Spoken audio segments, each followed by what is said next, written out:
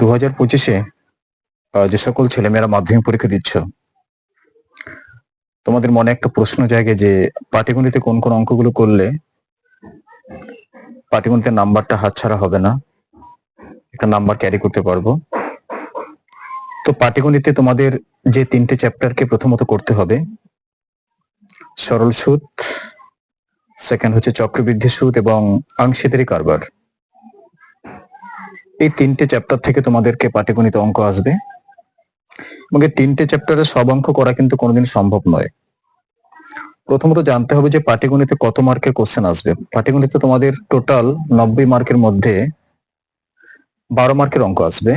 12 মার্কের মধ্যে MCQ 1 mark, শূন্যস্থান পূরণ 1 মার্ক, সত্য মিথ্যা 1 মার্ক এবং 2 মার্কের দুটো থাকবে 4 মার্ক এবং 5 মার্কের একটা। টোটাল 12 মার্কের তোমাদের পাটিগণিতে অঙ্ক করতে হবে এবং এই 12 মার্ক পেতে হলে তোমাদের এমসিকিউ, শূন্যস্থান, সত্য মিথ্যার আমি একটা টিপস তোমাদেরকে দিই। তোমাদের যে এমসিকিউ, সত্য মিথ্যা যেটা আছে তোমাদের পাঠ্যপুস্তকে, তোমরা পুরোটাকে ভালো করে দেখে যাও এবং বিগত দিনের টেস্ট পেপারের কোশ্চেন গুলোকে দেখে যাও, তোমরা পেয়ে যাবে। তো 5 নম্বরে যেটা একটা অ্যান্সার করতে হবে, তার মধ্যে আমি একটা কথা বলবো, তোমরা সংক্ষেপে একটু আমি বলে দিচ্ছি। কোষে দেখি 2-এর পেজ নাম্বার 46-এর, তোমরা পারলে বইটা খুলে দেখে নাও। কোষে দেখি 2-এর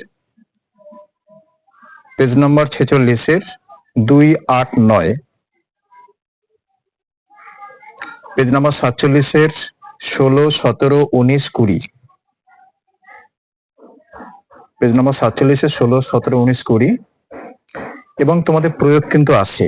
প্রয়োগে তোমরা দেখে নাও 42 পৃষ্ঠার 25, 26, 27, 44 পৃষ্ঠার 29, 30, 45 পৃষ্ঠার 31, 33, এগুলো তোমরা ভালো করে দেখে যাও। এবং ডিটেলস আমি একটু বলে দিই। চক্রবৃদ্ধি সুদে তোমাদের যে অঙ্কগুলো বেশি করে করতে হবে, 113 পৃষ্ঠার 16, 17, 19, চক্রবৃদ্ধি সুদ যে চ্যাপ্টারটা আছে সেখানে 113 পৃষ্ঠার 16, 17, 19 এবং ওই চ্যাপ্টারে যেটা প্রয়োগ আছে 22, 18, 19, এটা দেখে যাও। এবার হচ্ছে সমাহার বৃদ্ধি হার যে 117 পৃষ্ঠায় 4, 5, 7, 10, 118 পৃষ্ঠায় 13 দাগে 15 দাগে আংশিদারি কারবারে আমি বলবো, আংশিদারি কারবারে তোমরা যে অঙ্কগুলো বেশি করে দেখে যাবে 203 পেজে 3, 5, 7 এবং 11, এই অঙ্কগুলো আমি পেজ ধরে ধরে আমি পুরো ডিটেলসে বলে দিলাম। তোমরা তোমাদের পাঠ্যপুস্তক বইতে দাগিয়ে নাও।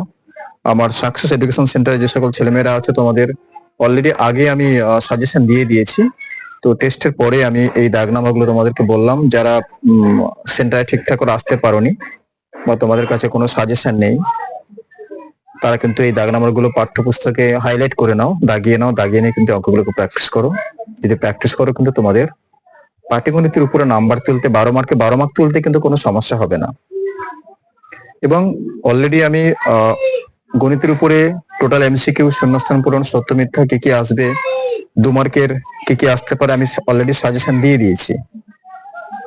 ঠিক আছে? তো এই হলো আমার এই ভিডিওর মাধ্যমে পাটিগণিতের উপরে আমি একটা সংক্ষিপ্ত ধারণা তোমাদেরকে দিলাম।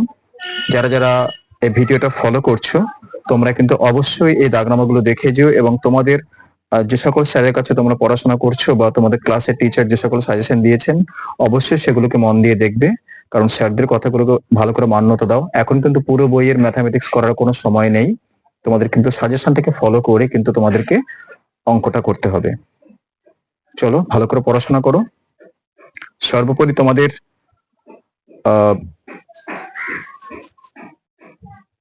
যে সকল স্যারেরা যে সকল ম্যাথামেটিক্স করিয়েছেন সে খাতাটাকে কিন্তু ভালো করে ফলো করে যাও। ম্যাথামেটিক্সের সাজেশন একটা কথা বলে দিই, যে আমরা যে অঙ্কগুলো দিলাম তার ভাষা চেঞ্জ হতে পারে, তাদের সংখ্যা চেঞ্জ হতে পারে, কিন্তু নিয়ম কিন্তু একই থাকবে। আমি যে পেজ নাম্বার ধরে যে দাগ নাম্বার গুলো বললাম, তার ভাষা চেঞ্জ হতে পারে, নাম চেঞ্জ হতে পারে, রামের জায়গায় শ্যাম হতে পারে বা কোনো সংখ্যার জায়গায় আদার্স কোনো সংখ্যা হতে পারে, কিন্তু নিয়মটা হচ্ছে আসল। ম্যাথামেটিক্স যদি নিয়মটা ভালো করে জেনে যাও, যেভাবে অঙ্ক না আসুক না কেন তোমাদের কোনো সমস্যা হবে না। ঠিক আছে, চলো।